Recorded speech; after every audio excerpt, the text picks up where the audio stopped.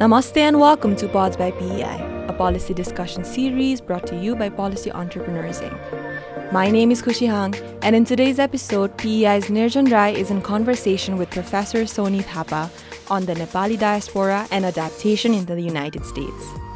Soni Thapa is a professor at Humber College in Toronto and holds a PhD in sociology and an MA in women's studies. Her research focuses on gender equality, violence against women, race, ethnicity, and immigration. She recently published The Nepalese Diaspora and Adaptation in the United States in the Journal of Genealogy 2024. Soni is the executive director of a nonprofit empowering rural women in Nepal and also the president of the Nepali Women's Global Network, USA.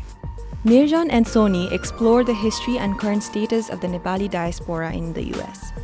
They detail migration trends and community categories, examining cultural, structural, marital, identificational, and receptional adaptation. They highlight key findings from Soni's study and discuss future research directions and recommendations for effectively tapping into the potential of the Nepali diaspora. We hope you enjoy the conversation. Hello, this is Nirjan Rai. Hello, this is Soni Thapa. Welcome to Pods by PEI, Soni. Shall we dive right into our conversation? Sure. So we are here today to discuss the Nepali diaspora in the United States based on your recent publication, The Nepalese Diaspora and Their Adaptation in the United States. Let's begin our conversation with a bit of a background. So can you tell us how you ended up with this particular topic for your study? Well, thank you for the questions. So as a researcher, finding a topic that truly captivates you and identifying a gap in the existing literature can be a daunting task. Right? However, in my case, the choice was clear. I wanted to do a study on the Nepalese diaspora, a topic that I felt a personal connections and was deeply passionate about. So when it was the time to choose a topic for my PhD, I noticed a significant gap in the existing literature.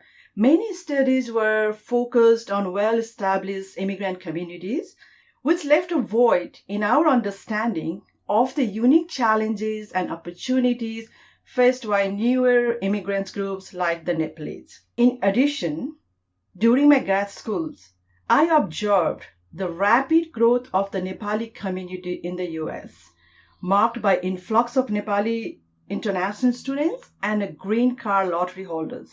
At that time, I was in Dallas, so I saw a massive growth of Nepalese. So these observations, coupled with my academic course on race, ethnicity, and immigrations, lead me to a question: how do Nepalese adapt to American society? So my decision to study the Nepali diaspora was influenced not only by the community's significant growth, but also by a profound sense of duty as a social researcher. So I felt a strong obligations to address the gap in the existing literature and to delve into the experience of Nepalese diaspora, a subject that I believe had been overlooked by other scholars. So before I delve further into the study, I would like to express my deep gratitude to my PhD dissertation advisor, Dr. Philip Yang. His unwavering guidance and support were instrumental in making this study of our Nepalese diaspora possible. So more than a decade later, we collaborated to publish my original study, which shows that more research is needed to fill in the existing literature in the Nepalese diaspora community. I think that is how we end up having this conversation as well. That's great to hear, Soni. So let's dive into your paper. And since this is, as you noted, it is an academic undertaking, I think there are a few foundational elements that we should address. So first, let's talk about the theoretical framework. Here you start by rejecting the classical assimilation theory. Can you briefly explain this theory and your rationale for rejecting it? And while you're at it, you could perhaps also discuss the other theories you considered and explain why you ultimately decided to go with. So over the past few decades, scholars have proposed several theoretical frameworks to explain the immigrants' adjustment in American society. The best known framework is the classical assimilation theory, developed by the Chicago School of Sociology in the 1930s. And according to Robert E. Park, in the classical assimilation theory, the race relation cycles undergoes 4 stages: contact, competition, accommodations, and assimilation. Beyond Park's well-known relation cycle, Milton Gordon's 7 stages of assimilation theory describes a more detailed process.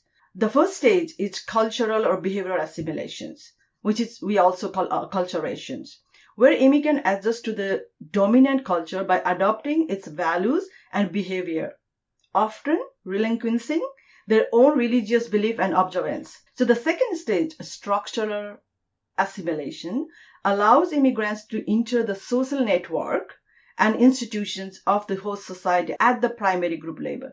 Third, marital assimilation, which we also call amalgamations.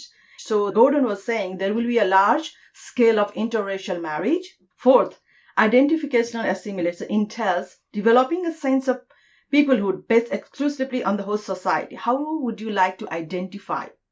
The fifth attitude, reception assimilations, consists of the absence of prejudice.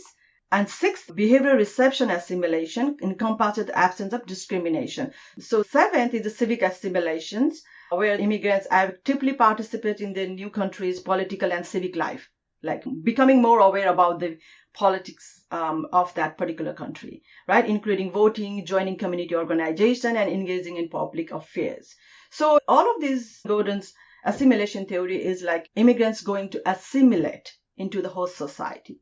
So we are talking about these things pre-1965, like who came to the United States, why it is possible for them to assimilate is mostly the Europeans and all. It's easy for them to assimilate, particularly for the second generations, because biologically they are white. For us, it's difficult because our biological composition, we are always brown. We're going to be brown for I don't know how many generations. So in addition to these stages, he also discussed 2 other theories. One is melting pot, and other is cultural pluralism. Let's talk about what is melting pot theory. So the melting pot theory says that immigrants group distinct identities and culture blend with the dominant culture. All of the stages that we talked about comes under this umbrella as well. So we become just like the dominant culture. So ultimately forming a unified cultural identity that is Americanizations. In contrast, cultural pluralism promotes the preservation of diverse cultures, beliefs and practices within the host society, arguing that immigrants partially assimilate into the dominant culture while maintaining an aspect of their ethnic heritage. So the classic assimilation theories came under scrutiny with the arrival of the second wave of immigrations to the United States after 1965. Which primarily included Asian, Latin Americans, and Caribbean blacks, and any other racial minorities, non-European, let's say. So this shift marked a departure from the predominantly European immigrants to more diverse non-European groups. The period from the World War I to the World War II also saw a decline in the zeal of Americanization and assimilation. So, challenging the classical theory, Richard and Alba proposed a new assimilation theory, addressing the experience of the post-1965. This theory suggests that assimilation is a multidimensional process that can occur across various aspects such as socioeconomic status, cultural practices, and social interaction. So they argue that assimilation is a universal outcome that can occur at different rates within the distinct ethnic groups operating at multiple levels. Another significant challenge to the classical assimilation theory is segmented assimilation theory, proposed by Porters and Minjo. They argue that second-generation immigrants face challenges adapting to American culture, resulting in segmented assimilations. This theory suggests that assimilation outcomes vary based on the segment of the society in which they wanted to assimilate.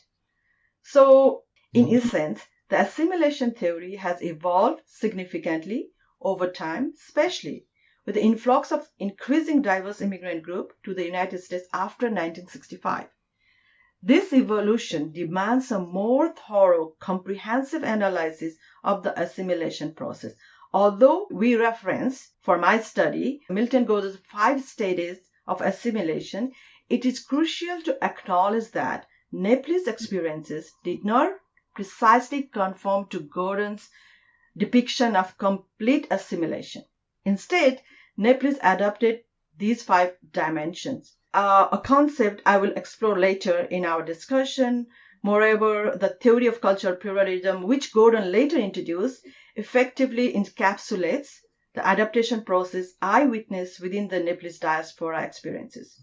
Okay, so what I get from you from the theoretical part is that in difference to classical assimilation theory, where there is a linear path to assimilation and to the culture of the host society, when we examine the data, that does not hold true, right? And in this line, you make an important distinction between adaptation and assimilation. Could you explain the difference between the two and why it was important for you to discuss adaptation rather than assimilation? Yeah, you raise a really good point. Like there is not a linear assimilation. That's what we see in our Nepali diaspora as well, right? So we have just discussed how the assimilation theory has transformed from 1930s until 1965 and 1965 to present. So the landmark Immigration Reform Act abolished the national origin quotas system that heavily favored the Northern and Western European immigrants. Instead, the Act established a new system based on the family reunification and skilled labor, opening the doors to increase immigration from Asia, Latin America, Caribbean, Africa, and other places. So assimilation in American society has always been under scrutiny. In the discourse of assimilation, while some proclaim that assimilation is dead, others argue that it remains very much alive in the United States. As we have seen, the old theory of assimilation has been criticized by several scholars. Hence, in this study on the Nepalese diaspora, I aim to examine both historical and contemporary debates and obstacles surrounding the immigrant assimilation. So in this study, I use the term adaptations to describe how foreign-born Nepalese immigrants adjust to their host society. I prefer adaptation because it does not apply one-way absorption into the dominant culture or suggest the cultural superiority of the host society, unlike the old assimilation theoretical framework. So adaptation has a different connotation as opposed to the old assimilation theory. So adaptations encompasses numerous dimensions. And in this study, I examined cultural, structural, marital, identificational, and receptional adaptation among Nepali individuals in America. So contrary to the notion of complete assimilations proposed by the old assimilation theory, where immigrants are expected to relinquish their culture identity to conform to the host country, the Nepalese do not undergo such a process of melting into the host culture. By focusing on adaptation rather than assimilation, my study seeks to provide a more detailed understanding of the Nepalese diaspora experience in the United States. As a relatively new immigrants group, the Nepalese in America provides a rare opportunity to shed light on whether and what extent new immigrants group differ from the older immigrants group in the scope of adaptation, multiculturalism, and transnationalism. Those are some fascinating points. And like you said, we'll dive into the specifics of these adaptations with regard to the Nepali diaspora in the US in a later section. One more question before we wrap up this segment. We all know that no discussion on an academic paper is complete without addressing the methodology and its limitations. So could you briefly explain how you went about doing your research and highlight any limitations that we should be aware of? The lack of research on the adaptation of Nepalese immigrants in the United States really necessitates a systematic empirical study. So I used primary and secondary data. The secondary data on the trend of Nepalese immigrations to the United States comes from the Office of Immigration's Statistics of the U.S. Citizen and Immigration Services, now within the U.S. Department of Homeland Security. Likewise, the Air Books of Immigration Statistics provided information on the number and types of Nepalese immigrants. And primary data collected through an online survey conducted in 2010.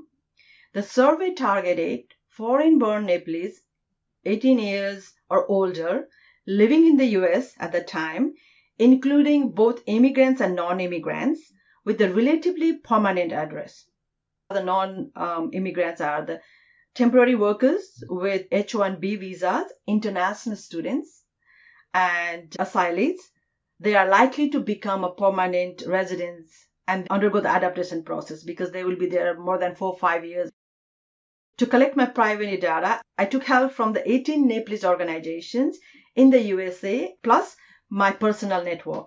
After 3 rounds of detail and reminders, 768 valid questionnaires were completed, and I use convenience sampling. And it's not possible to do random sampling when we don't have a sampling frame and all. So far, this is the largest data of Nepalese conducted in the US even after 10-12 years. Let's look at the demographics. What kind of people did participate in my study?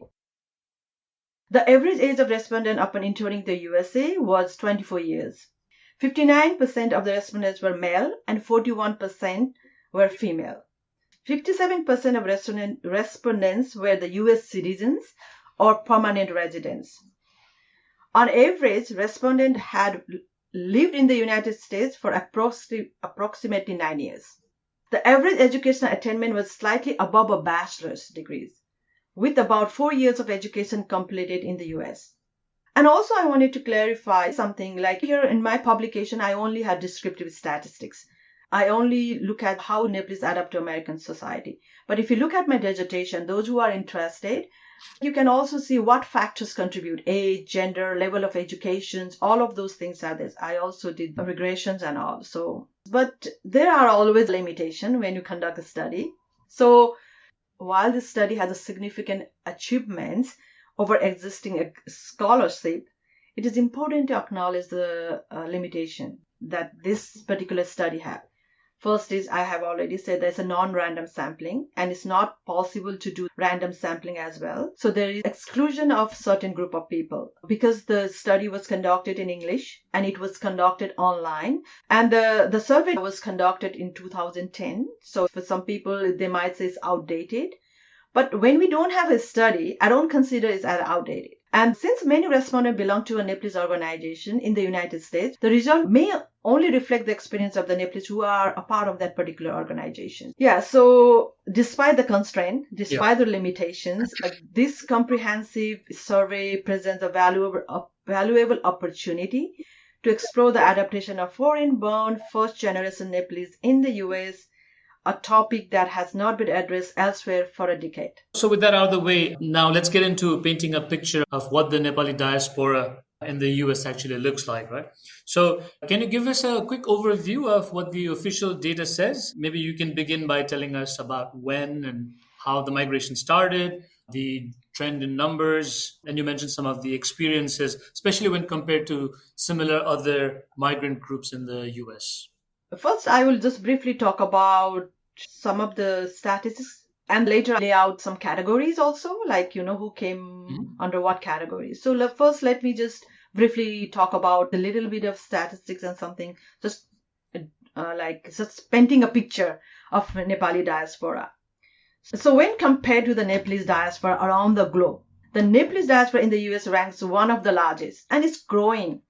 So since early US immigration data grouped Nepal into the other Asia category before the 1950s, there is little definitive evidence of Nepalese immigrant in the US before the 1950s.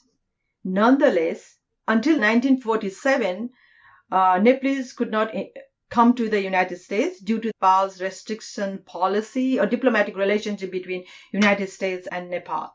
So, interestingly, the recorded Nepalese immigration to the USA began in 1956 with only one Nepalese immigrant. That's the record shows, right? From 1956 to 1967, fewer than 10 Nepalese came to the United States, right? So the number of Nepalese immigrants was less than 100 until 1987. From 1988 to 2001, the number of Nepalese immigrants began to increase, surpassing 100 annually, but not reaching 1,000. After the 2000 era, immigration from Nepal surged dramatically. Between 2000 and 2022, 167,000 Nepalese immigrants arrived in the US. So overall, from 1956 to 2022, we have 172,096 Lebanese have immigrated to the United States. That's the official data. We have more than that. So according to unofficial estimation, there are approximately 600,000 to 800,000 Nepalese live in the United States.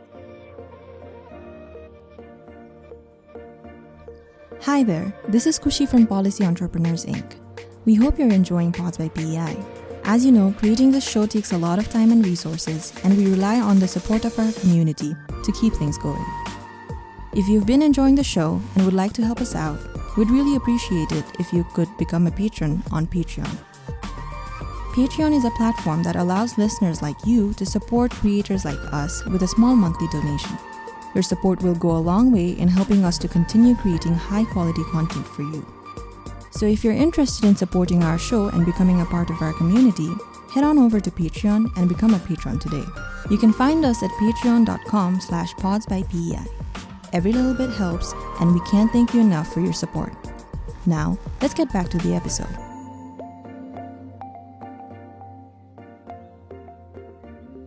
So if you were to dig a little deeper, I guess the way to do is, as you mentioned earlier, would be to categorize depending on how they immigrated to the US, right? So you have, like you said, the DV program, the refugees and the asylees. Can you give us an insight into each of these types or categories of Nepali diaspora in the US?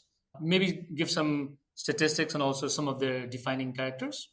Okay, so from the initial influx of professionals in the 50s to the later waves prompted by geopolitical upheavals in the 2000s, Nepalese immigrants have navigated diverse pathways to come to the USA. So I'm going to talk about the different categories based on that. The first one is the diversity visa program. So the diversity visa program, introduced in the 1990s, aims to diversify the immigrant population by allowing individuals from countries with historically low immigration rates in the United States to obtain a permanent residence. And within that category, Nepal definitely falls in. Since 2000, Nepalese immigration to the United States has experienced significant growth, primarily attributed to this DV visa. So Nepalese DV immigrants surged from 104 in 2000 to 2,894 in 2022. So notably, between 2013 and 2018, over 3,000 Nepalese immigrants arrived annually by the DV program. Throughout the 21st century, 46,321 Nepalese immigrants entered the US through the DV program. This constitutes approximately 28% of all Nepalese immigrants. So this DV initiative has played a pivotal role in bringing more diverse group of people in the United States. So, and its eligible criteria is you have to have a high school diploma or 2 years of work experience. So the diversity visa has brought a diversity among our population as well. Initially, we came for higher education, and now we started seeing diversity in our community as well. Another category that we talked about is refugee and asylee. The Federal Refugee Resettlement Program that was introduced in 1980, it resettled about 300 million refugees in the United States. So within that category, we also fall in the number of Nepalese immigrants who obtain a permanent residency by adjusting their status as a refugees and asylees increased significantly after 2010. In particular, in the decades of the 2010s, 44,327 Nepalese refugees and asylees gained permanent residence. The spike in number is due to the political turmoil resulting from the Maoist government conflict that we had between 1996 to 2006. So the political instability drove many Nepalese to exit the country and seek refuge in the United States. So in 2010, we saw 3,093 refugees and asylees getting permanent residency. Between 2011 and 2015, more than 5,000 refugees, asylee seekers received permanent residency each year. By 2022, we have 50,631 refugees and asylum seekers who had obtained a permanent residency in the United States. Okay. Yeah, here I was quite intrigued by the data because the number goes over 3,000, right, around 2010. Now, in Nepal, we're already in the post-conflict era and busy drafting a new constitution. And the number even peaks at around 6,000, 2013. what explains this? Is it because of the processing time it takes, or did you have an idea of this lag? So I think, in my opinion, one of the reason is, it takes such a long time, for asylee to get the permanent residence. So you can see the gaps, and then you see how long they have waited. Yeah. Okay. Well, we can carry on. So family response reunifications is another category. So since 2000, 46,393 Nepalese have been admitted through the family sponsor preference and immediate relatives of US citizens category. So another one is employment preferences. So we have 24,222 individuals gaining admission to the employment related channel. And these are the people who came as an employee and then they got the permanent residence over here. So another one is international student. While international students are not classified as an immigrant, they constitute a significant source of future immigration. Many Nepalese students pursuing higher education in the US transition to the immigration status, securing employment after graduations, and there is a significant number that have come so far in the United States is like 216,975 between 1995 to 2023. Nepal is the highest sender of international students to the United States. Yeah, so that also contributes one to one of the highest. It would be not the highest, but one of the top 10, right? 11th. 11. Okay. Yeah, 11th. Yeah. So that has been there for the longest time. And another category is temporary protected status, TPS, we call it, right? So following the devastating earthquake in Nepal in 2015, the Department of Homeland Security granted TPS to 14,477 Nepali individuals, so allowing them to remain in the United States due to the ongoing situation in Nepal, and then they will perhaps take the, pathways to getting residency and all. And another thing I wanted to talk about is when we are talking about Nepali population in the US, I also don't want to forget about the Nepalese migrant entering from the US border. One lesser known routes involves Nepalese immigrants seeking entry through the lands route facilitated by human traffickers. They call it Tallo Bato.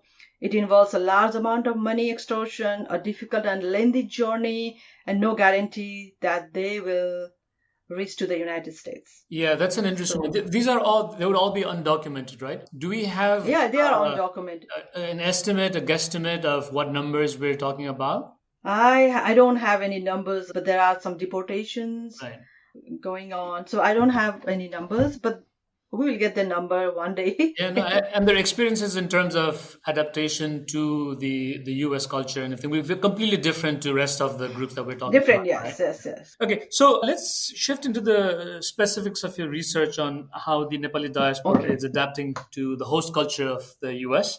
And here I think it makes sense to go through each of the 5 dimensions, right, of the adaptation that you discussed. So do you want to start with cultural adaptation? So I wanted to bring back Gordon and my framework, and I'll talk about where does it fit in, right? So Gordon's cultural assimilation is the relinquishment of the immigrants' traditional way of life, norms, belief, religions, all of those things, and they become American, right? We define cultural adaptation as adjustment to the host society culture.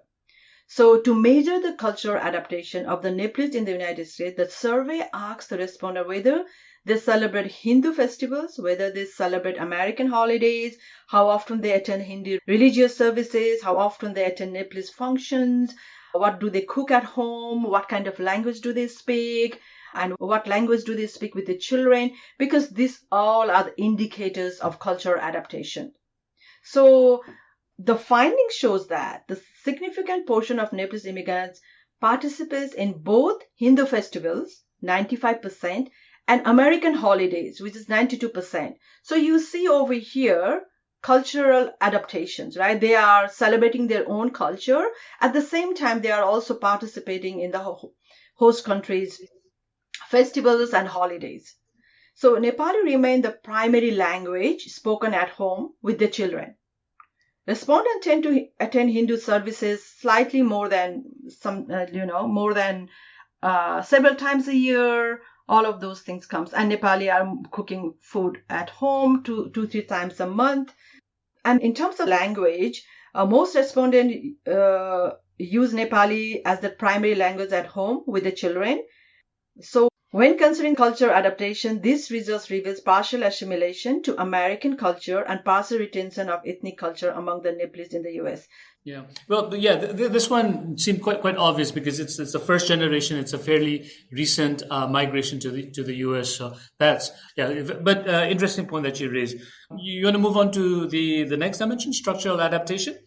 So structural adaptation, according to Gordon, refers to gaining entrance in the clique, clubs, and institutions of the host society at the primary level.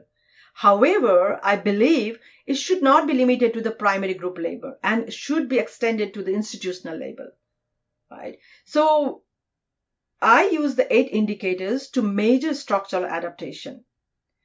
The survey asks the Nepalese respondent whether they hesitate to interact with members of other racial or social groups, who are their best friends, who they were mostly associated with, who they mostly work with in the workplace. That's it also important. And what kind of neighborhood they live in. If they had a membership in Nepalese organization, in South Asian organization, or in American organization. So what did the respondents say? Merely 8% of the respondents expressed hesitant in interacting with other racial group. It is not surprising that 72% of the respondents primarily socialize with other Nepalese. Regarding work interactions, respondents mostly collaborated with whites, based on my data, 75%, followed by the other Asians, right? Nepalese individuals predominantly reside in neighborhood where they interact with whites. So this particular group of people that I have studied, 75% live in a white neighborhood and other in Asian, like 25% in other Asian or Hispanic neighborhood. Additionally, over half of the respondents were members of the Nepalese organizations, while only 14% were affiliated with the American organizations or 13% were part of Asian organizations. These results indicate a high degree of ethnic retention, but some partial assimilation in structural adaptation among the Nepalese in the US. Yeah, so some of these things were there was like 2 kind of categories, like some were surprising answers and some were not. The category of not so surprising was, Nepalis have the Nepalis as their closest friends and that most Nepalis socialize among themselves. What I was a little surprised was 2/3 of your respondents, right, reported living around and working with white colleagues. I may be relying on anecdotal evidence here, but that seemed almost reflective of the sample. If you were to do this, if you had a larger sample, or if you were from a different sample, do you think this should be different? Definitely that should be different, like the way I have conducted my studies. And also, if you look at the education, they have higher educations. Right. The survey was conducted online and in English. That could be a factor. And also my network is mostly the friends that I have who are at the university. So that could be a contributing factor. Otherwise, you see Nepali these days, I see they are also building their own community, like, neighborhood, they have more Nepali, and so dynamics have changed. So we have to do a study in a current era. It's completely different. Yeah. Okay. Thanks for the clarification. Let's move to the next dimension of marital adaptation. So Gordon says that marital assimilation is there will be a large-scale intermarriage, right? Mm-hmm. So marital adaptation has 3 indicators that we asked. Is your spouse Nepali? Hypothetically, if you had a choice, who would you marry? So, and then have a category like Nepali, other like different other categories. Third, do you allow children to marry non-Nepalese? So approximately 89% of respondents were married to individuals of like own Nepali descendants, like only 11% married to non-Nepalese, right? 79% expressed a preference for marrying a Nepali. And the interesting part is over half of the respondents, 55% agree that they would permit their children to marry someone else outside of the Nepali community. So this finding suggests a high degree of ethnic retention. Right. So the first generation Nepali would like to marry their own ethnic group and all, but they are open if the children marry to non-Nepalese. So so what surprised me was that only half of the respondents directly stated that they would allow their children to marry a non-Nepali, because This is an interesting question because it talks about two different generations. Like, so one is a generation that grew up in Nepal, and the next generation who will have completely grown up in the American culture, right, in the US, and how these two generations interact with and expect from each other.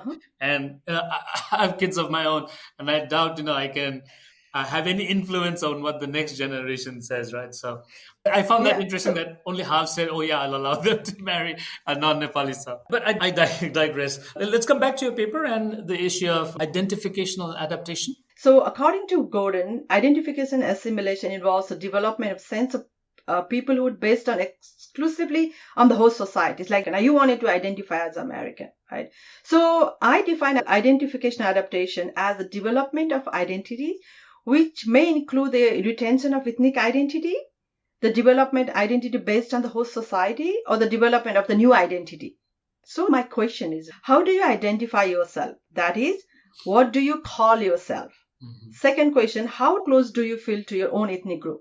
So the respondents not only identify themselves as the Nepalese, which is 72%, but also felt very close to the ethnic group. 96%, about 96% said that they are very close to their ethnic group, and 72% said they wanted to identify as Nepalese. These results paints a picture of ethnic retention in identificational adaptation. Respondents here wanted to identify as Nepalese and felt very close to their own ethnic group.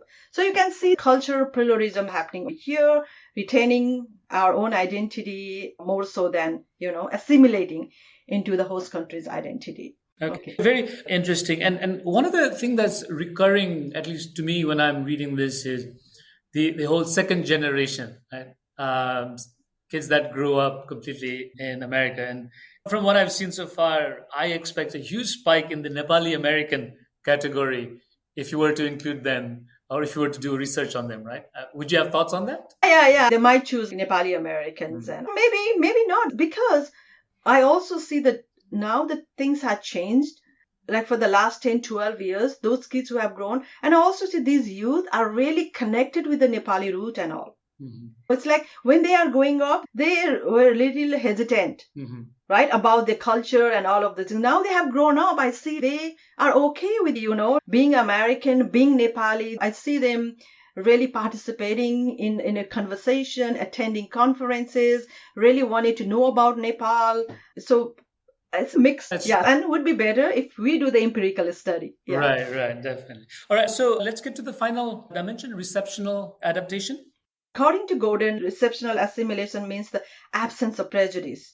And behavior receptional assimilation means the absence of discrimination. So I use the receptional adaptations to measure whether or not the Nepalese in the US experience prejudice and discrimination. The survey asks, how well do you think the US government has treated you? Have you been discriminated against because of your ethnicity in the United States? Have you ever been excluded socially from your co-workers? Have you ever been discriminated against buying or renting house? So there are several categories. I don't want it to get into the detail, but the findings is on average, respondents reported feeling treated well by the US government. They experienced ethnic discrimination between never and sometimes. And additionally, respondents reported almost never feeling excluded from their co-worker or nearly never experienced discrimination in housing. However, Nepalese individuals did encounter prejudice in the United States, like I said earlier. They felt judged based on their appearances, perceived as less competent by individuals from other races between never to sometimes. This result shows that Nepalese had mixed experience of prejudice and discriminations. Yeah. And to end this segment, I have one final question. So if you were to put all of these various dimensions of adaptations by the Nepali diaspora in the US together, what would you say would be your, 2 to 3 overarching takeaways for our listeners? The key takeaways from all these dimensions of adaptation are that it challenges the classical assimilation theory and the melting pot theory, as it fails to fully encapsulate the adaptation trajectory of Nepalese immigrant in the United States. Right? This study suggests that cultural pluralism best captures the adaptation experiences of Nepalese in the USA. First-generation Nepalese immigrants express a strong identification with their Nepalese ethnicity and maintain close ties with their own ethnic group, right? The finding also reveals that Nepalese individuals have partially assimilated into the American culture and still having a strong ties with their own ethnic culture, association, identities, and marital partners and all. I mean, I'm talking about the first generations. That is an excellent point. So, moving forward, looking forward, what are some further questions you would like to explore or recommend future researchers to investigate about the Nepali diaspora in the US or elsewhere? Yeah, that's good question. That I was also thinking, not only in the US, because Nepali diaspora has grown in Australia, in Canada where I live. So Canada, Australia, we have to do a research on that. So future study, like just looking at the dimension that I talk about, we can look at those kind of dimensions. We can have a more on that. There are so many areas to look at. So we need a research in a Nepali diaspora wherever. Right, wherever we are. So the more reverse data that offers a conclusive generalizability of the findings is important. We have to avoid selection bias. We have to incorporate as many people as possible. So given the importance of diversity within the Nepalese community, future studies should be conducted in both English and Nepali. And should not be limited only on online surveys. So that's why we see some kind of discrepancies over here based on our personal experiences and what we have seen. There is also an urgency to research Bhutanese Nepali refugees. Another important thing, and we've been talking about that, what about the second generation? Because we have a second generation's children with us. So when we are talking about ourselves, what about them? Right? This study is restricted to the first generation immigrants. It is high time we survey the second generations. I have lived in the North America for the last more than 22 years, and I have seen this second generation immigrants adjust to this host country with their language fluency. We see like they don't have a problem like us because English is second language for the first generations. They have a language fluency. They have a better education. They have a better job because first generation, we really invest our own children. We wanted to have them better education, better universities, and all of those things. But still, they are a second generation immigrant children. So we have to really tap into their experience as well. How does this generation adapt to US life? How does their adaptation experience differ from their first generation parents, right? So last thing, to understand the lived experiences of the first and second generation Nepalese, adding a qualitative analysis, either independently or in conjunction with a quantitative study, is really, really important.